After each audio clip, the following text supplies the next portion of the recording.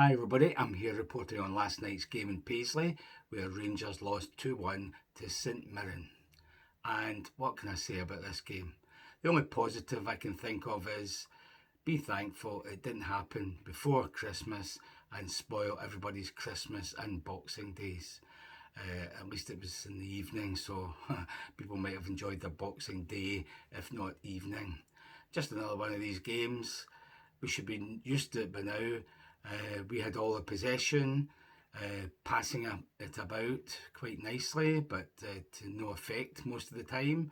Not enough threat up front, and dodgy at the back, thanks to Proper being there for a start. So one of these games to forget. The result doesn't really matter. All it does is sort of put us in a downer before the Celtic game, ruin our uplifted mood, if you could have called it that. So it doesn't really matter in terms of 3 points gone, but ridiculous defeat. No way St Mirren should have won that game. They must be jumping through hoops at the thought of how did we manage to win that, because I think Rangers had 20 odd shots at goal, 7 on target, which isn't brilliant, but only 1 goal, and they had 3 on target and 2 of them were the goals. So, and they only had 7 attempts, I think. So that shows you the style of play. All they did was boot it up the middle, boot it up the park, hope something would happen. They hardly ever made 4 or 5 passes together. Just a normal workmanlike team of hammer throwers, basically. They out-muscled us, they out-fought us, but they didn't outplay us because they can't. They don't have decent players, that's why. So it makes it all the worse when you lose in the 93rd minute and a silly goal like it happened. So nothing positive really. Another positive I can think of actually was when it was nothing each early on in the game. Balogun chases a striker to the right side, and you can see he pulled a muscle or something.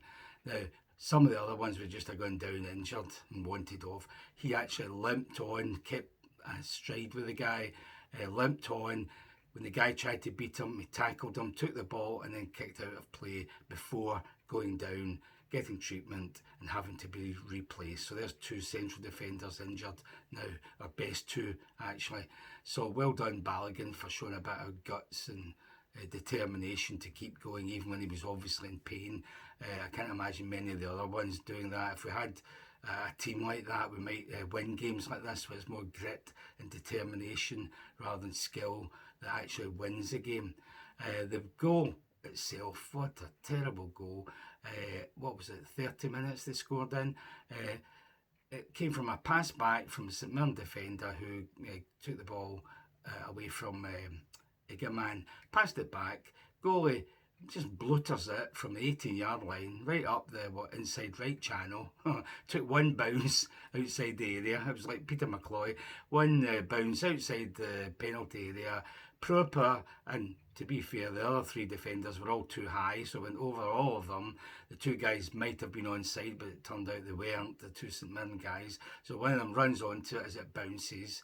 Proper by this time sort of level with him. He might have been able to tackle him, but I don't know what Jack Butland was thinking. He races out from his goal line and just clatters into the guy. Obvious penalty kick. I think Jack's head was still back in the hospital when his wife had the baby last week. He'd have been as well staying with her to make sure the little one's okay, of course, because that counts more than playing for Rangers. So, disaster for him. Terrible goal to lose from a penalty. That puts us in the back foot for a while. Not that they attacked any more than they had before that. Usual big punts up the field, that kind of thing. So, dreadful first half.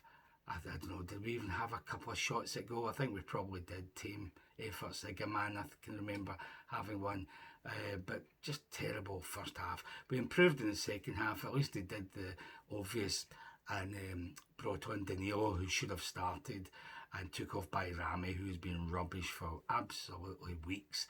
And in fact, I said before, he cannot play Hadji and Bayrami in the same team because both of them have no pace, are too weak, don't have the strength to battle against these sort of teams like St Mirren, Gogic and co. So the 2 of them should never have started. Hadji at least was a bit better, always looks for the ball, can pass it, etc., can drift about across the park. But by Rami, no, he shouldn't be starting in the near future until he finds his form again. So at least he went off. Danilo came on. Raskin, even better, came on. He started to dominate the midfield. So it wasn't a much improved second half, although still not great. We had chances, didn't take them. Shots blocked, the usual. The wee Diddy team throwing themselves at everything, fouling you when you do manage to get by them. And of course, unpunished by the antique dealer David Dickinson. He should stick to selling antiques because he was a shambles when it came to allowing them to foul us. But as soon as we went near them, it was a foul. And in fact, there was one where Iggerman and the defender in the first half were running towards the St Mirren goal. It looked like Iggerman was going to get by the guy. So the guy just stopped in his tracks and let Iggerman barge into the back of him. And he goes over and they get the foul instead of obstruction. And when it happened the other way about, when who was it, Diomande did it on a St Mirren player in the middle of the park, he got booked for doing it. That sums it up. Well, when we're at it, O'Connor, who caused us the non-penalty in VAR, the League Cup final, he must have dashed from running the line at Parkhead, no doubt getting a hero's welcome from his fellow Celtic fans. He must have dashed from there to Paisley to be on VAR last night, because just before we scored the goal, a ball came in from the right-hand side, crowded box. Danilo goes to kick it, to put it into the net from about, 5 yards out, 6 yards out.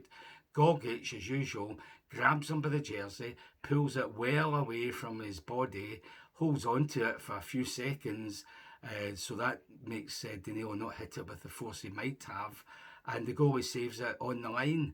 Nothing happening, no VAR or anything. The TV commentators were too intent on looking at, was the ball over the line? Did the goalkeeper save it before it crossed the line?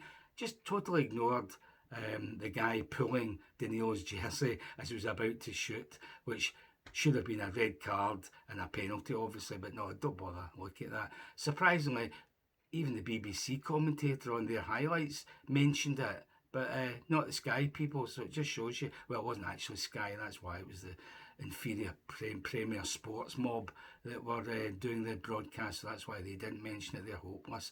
So anyhow, that should have been a penalty and a red card, but no, forget it.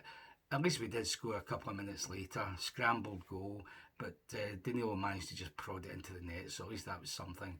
We pushed for the winner, couldn't get it, obviously. We controlled the game mainly as usual, and then 93rd minute, Proper, who was kind of responsible before Butland fouled the guy for the penalty, Proper gets the ball, and as they always do, he passes it across to his fellow central defender. Right, that's a known tactic. We pass it back in, forward, across, one to the other. He does it to poor old Sterling, but of course, whether St Mirren were on the lookout for this, it was an individual's initiative. The St Mirren guy sees it going, races across to Sterling, slide tackles him, which would have been bad enough, but he comes away with the ball, runs up the wing, crosses it into the box low. There's Proper, off the guy who lays it off to the guy who's going to shoot and score, and suddenly you've lost 2-1 in a dying seconds of the game practically. So well done, Robin Proper. The sooner we get rid of you, the better. But in fact, we probably can't, because we've only got 4 central defenders. 2 of them are injured already, and you're the only one left. So hopefully we will get rid of you ASAP, because you are a dud and you're not up to the physical challenges and the determination shown by wee Diddy team forwards, or anybody else for that matter. So that was it. Couldn't blame anybody except ourselves. Just ineffective, just not enough pace as usual. Plenty of nice passing, but not with enough threat or pace or intent. So that's what you get for all your possession, all your shots at goal. If you can't put it in the net, you're doomed.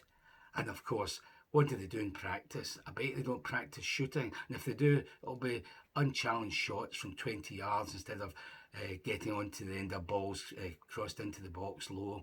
That's the sort of shooting you should be practicing, as well as 20-yard shots. Most of our shots went over the bar. That's why there was only 7 in target. So a game to forget, and I can see the same happening against Motherwell on, when is it, Sunday. So good luck with that.